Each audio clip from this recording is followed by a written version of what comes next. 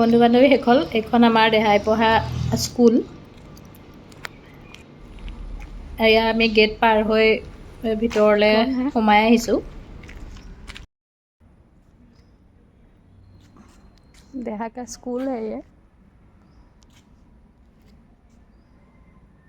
सुबह आए थे हम काम से, कुछ किताब लेना था, सोचा थोड़ा वीडियो क्लिप कर ले।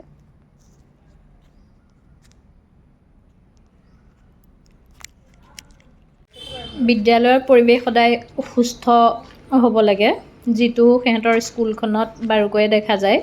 ল'ৰা ছোৱালীবিলাকে খুব সুন্দৰভাৱে স্কুলৰ সময়খিনি পাৰ কৰে। মহাত্মা গান্ধীজীয়ে কৈছিল, শিক্ষাৰ দ্বাৰা মই শিশু আৰু বয়স্কসকলৰ দেহ, মন আৰু আত্মাৰ সৰ্বোৎকৃষ্ট বিকাশক বুজি পাওঁ।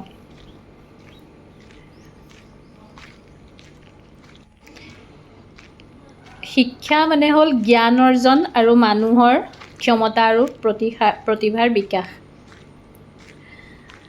শিক্ষানুষ্ঠানবিলাকত শাৰীৰিক আৰু মানসিক দুয়োটা দিশ লক্ষ্য কৰাটো অতিকৈ প্ৰয়োজন। স্কুল বন্ধ है। স্কুলখনত পৰিৱেশটো ইমান ধুনীয়াকৈ সজাই ৰাখিছে, স্কুল গৈ পেলাই খুবেই ভাল লাগে।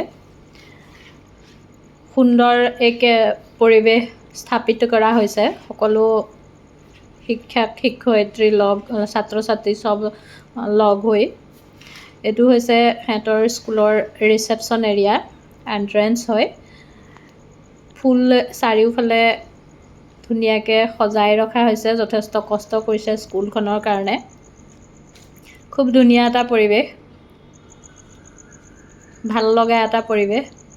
সোমাই পেলাই ভাল লাগি গ'ল। এটা ঠাণ্ডা পৰিৱেশ, যিটো এখন স্কুলৰ বাবে অতিকৈ প্ৰয়োজনীয়। এতিয়া স্কুল বন্ধ যদিও স্কুলখনৰ চৌপাশ ইমান সুন্দৰকৈ চাফা চিকুণ কৰি ৰাখিছে। স্কুল বন্ধ বুলি কোনেও ক'ব নোৱাৰে। ইয়াত 2-3জন ছিকিউৰিটি গাৰ্ডৰ বাদে আন তেনেকৈ দেখা পোৱা নাযায়। চাওকচোন কিমান ধুনীয়াকৈ পৰিৱেশটো সজাই পৰাই তেওঁলোকে ৰাখিছে।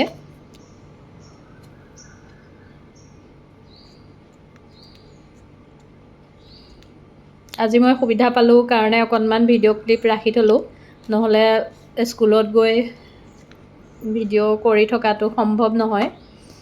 আজি খালী পাই মই ভিডিঅ' ক্লিপ এটা ৰাখিবলৈ সক্ষম হ'লোঁ।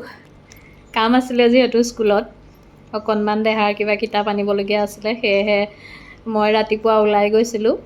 আমি যাওঁতে স্কুলখনত এপাক মাৰি সদায় ভাবি থকা এটা কাম কৰিবলৈ পাই আজি মনটো খুবেই ভাল লাগিছে। মই স্কুলখনৰ পৰিৱেশটোৰ এটা ভিডিঅ' ক্লিপ কৰিম বুলি ভাবি আছিলোঁ, সেয়েহে আজি সুবিধা পালোঁ, পাই পেলাই ভিডিঅ' ক্লিপ এটা ৰাখিলোঁ। শিক্ষা ক্লাছৰ মাজতেই সীমাবদ্ধ হৈ নাথাকে। ই এটি বিস্তৃত প্ৰক্ৰিয়া, যাৰ জৰিয়তে মানুহৰ জীৱন যাত্ৰাত প্ৰতিটো ক্ষেত্ৰতে প্ৰভাৱ দেখুৱায়। শিক্ষাই মানুহক সমাজৰ একোজন ভাল সদস্য হ'বলৈ সাহায্য কৰে আৰু জীৱনটো সুন্দৰ কৰাত শিক্ষাই খুবেই সহায় কৰে। শিক্ষা আচলতে কেৱল কিতাপৰ জ্ঞানকে নুবুজায়।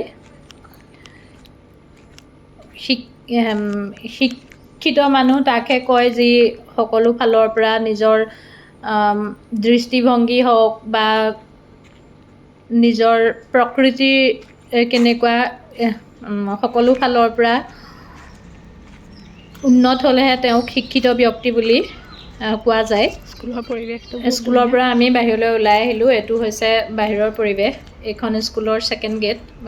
স্কুলখনৰ বেক চাইডহে হয় এইটো, ফ্ৰণ্ট চাইডটো অপজিট চাইডেহে আছে। কিন্তু বেক চাইডটো ইমান ধুনীয়াকৈ তেওঁলোকে নিৰ্মাণ কৰি উলিয়াইছে, ভাল লাগে দেখি। চৌপাশ গছ গছনিয়ে ভৰপূৰ। সকলোকে আমাৰ দেহাৰ স্কুলখনৰ অকণমান ক্লিপ দেখুৱালোঁ। ভাল পালে লাইক কমেণ্ট কৰিবলৈ নাপাহৰিব। আজিলৈ আহোঁ। ধন্যবাদ।